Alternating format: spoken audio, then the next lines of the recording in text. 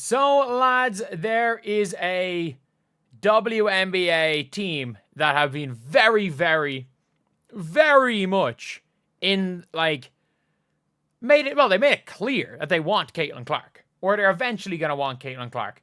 Along those lines, they made it very, very clear. And that team is the New York Liberty. And today, we have just seen the New York Liberty players, after the game, meeting up with Caitlin Clark. It is Stewie. It is Sabrina Ionescu. There is Sandy Brondolo. And by the way, Stewie is not leaving New York the rest of her career. That is one thing that I will be 99% sure of. That Stewie is not leaving. New York. Sabrina is not going to leave New York. I think there is a 50-50 chance Caitlin Clark leaves Indiana after her rookie season. No, after rookie season, after her rookie contract is up. Because I have a feeling that with all the restricted free agency and everything, I think they're going to try to get rid of all coring out of the CBA. I don't think coring is going to be a thing. in the CBA. And obviously, look, you're going to have to core players. And they're going to have to core Aaliyah a year earlier than Caitlin. And if they're scared Aaliyah's going to leave, and if they're like, oh, we want to core and trade Caitlin, then Aaliyah leaves for nothing. And Caitlin leaves for nothing. It's a bit of a weird one. It's a weird situation. But you can see, and this is one of the more important things. You see this right here. This is Caitlin's agent. This is Caitlin Clark's agent. So Caitlin Clark's agent is involved in, meeting up with, or in this meeting, whatever it is, whether it's a meeting or just a chat. Caitlin's agent is there. That's her freaking agent. Looks like it. CC to Liberty, CC to New York. Is that Erin Kane, her agent? Wouldn't be mad for her for being in New York. So tomorrow in the CBA, I'll put in a request for a trade. Fever front office have Turner getting money for not playing and haven't brought on another player. The front office don't make some moves. She's going to be fast as soon as the contract ends. She's going to be gone. I think there's a good chance. I think there's a good chance that Caitlin Clark is just like, you know what, this isn't for me. This isn't for me. And I don't mean that in a way of being like, oh, they're going to be like, I want to stay in the Midwest. Like, I want to stay in a small town. I don't know. I think this is probably nothing for now. But this reminds me of, the secret Kyrie and Kevin Durant meetings. Tampering I stand behind. There was some sort of taking Towns to New York. I have so many mixed feelings about the implications of this when my needle is moving. I think the reality is that it's probably chatting about the CBA meeting tomorrow. And with Erin Kane in there, I think Stewie is like, it is mostly a CBA chat. And obviously Sandy Brondolo is there as well. We taken her talents to the Big Apple. Caitlin Clark, you are a New York Liberty. She never smiled like that in front of Kelly and Amber. Like, I think with everything with Caitlin Clark, because like New York are getting they're getting their new facility.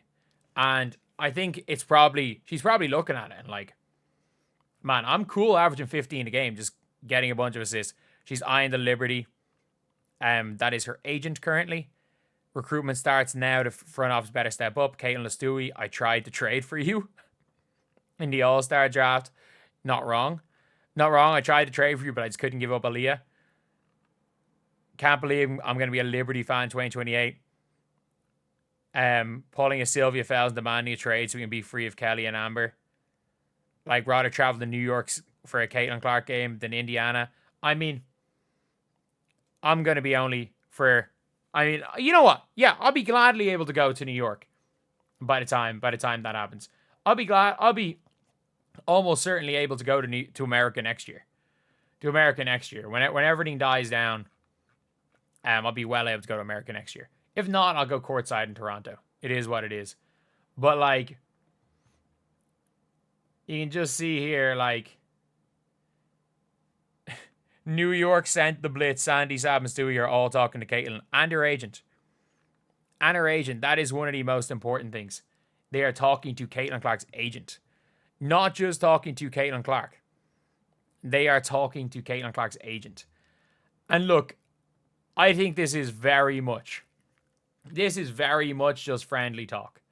Because let's be real, like there is absolutely no animosity between Breanna Steward and Caitlin Clark, or obviously Sabrina and Caitlin Clark. Like Sabrina was Caitlin before Caitlin in terms of they despise Sabrina.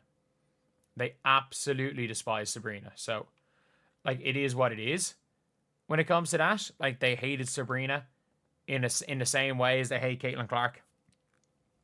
And by they, and I think it's a severe minority of players saying that. I think it is a severe minority of players. I think a lot of the players that are on the Caitlin hate train, though, are some of the ones that maybe their voices do hold that little bit of weight. And the legends, for every 10 legends, that legend that is pro Caitlin Clark and loves and really likes Caitlin Clark, there's a Cheryl Swoops, who's a more known name. Cheryl Swoops, who is a more known name in the space, or just amongst basketball fans, and she is full on Caitlin Clark hater. So yeah, it is a different all around situation, and I think that this one could be a real. It needs to be an eye opener. And look, if I'm Caitlin Clark, I'm meeting up with other teams. I am literally doing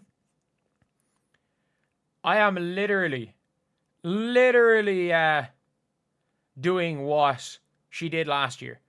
And I'm going around with every single team. I am being buddy with everybody. And like, I know obviously last year she was attached to Aaliyah Boston's hip. But I mean, more people know her. And I have a really weird feeling that after these CBA negotiations, she is going to fight so hard for the players in these CBA negotiations that I think the opinion is going to probably change on her from a lot of the players. I still think your Dijonais want to be villains in the Caitlin Clark story, so I don't think it's going to change. But I think a lot of the players involved are going to be very, very. I have a weird feeling they're going to be very pro Caitlin after tomorrow.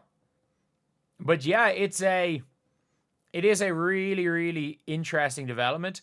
And again, if I'm Caitlin, I'm putting pressure on Amber and Kelly. And I genuinely think that Caitlin Clark would gladly play her entire career in Indiana with the Fever, playing with Aaliyah Boston. I think she would gladly do that. I don't think that it's something that she would want to not do. I think she would love to play her entire career with Aaliyah Boston in Indiana.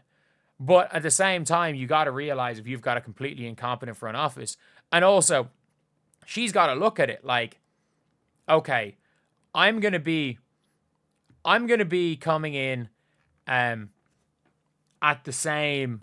My rookie deal ends at the same year as Leo Phoebus's.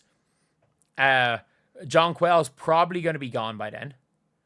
She probably is going to, maybe she'll be there.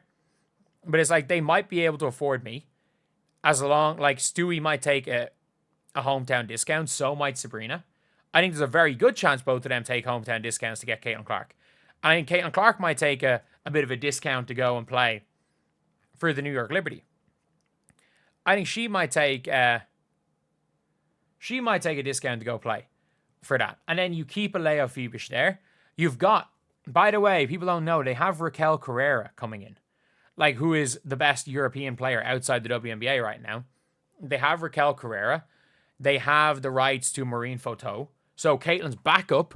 Like, they literally have. So it's like, okay, who's going to be Caitlin's backup? Because they don't have anyone on a rookie contract.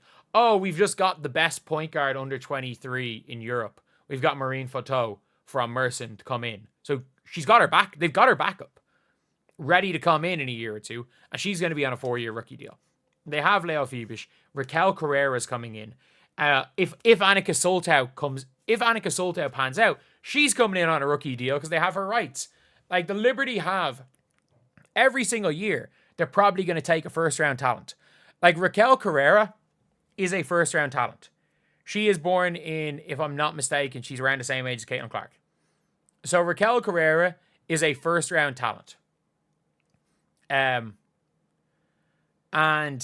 she's coming in probably next year. So even though you don't have a draft pick, they get a first round talent in Raquel Carrera.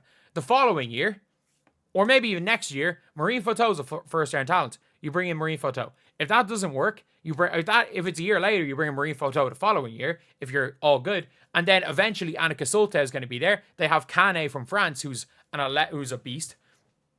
Like they are set up in a really good spot, and they're going to take another 2 draft and stash players next year that won't make their team, and maybe in 3-4 years bring them in as equivalent of first round picks. So anyway, yeah, this is pretty much it. This will be a really interesting one, and I think for Caitlin's career, I don't think it'll be a bad thing going to the New York Liberty. Clearly a well-run franchise with the size, who cared about this franchise even when the New York Liberty were not very good. Even when the Liberty were not very good, who cared about this franchise, and it wasn't like the Indiana Fever, where they're trying to just use Caitlin Clark to try boost it up and try to make a lot more money. This is actually a well-run franchise.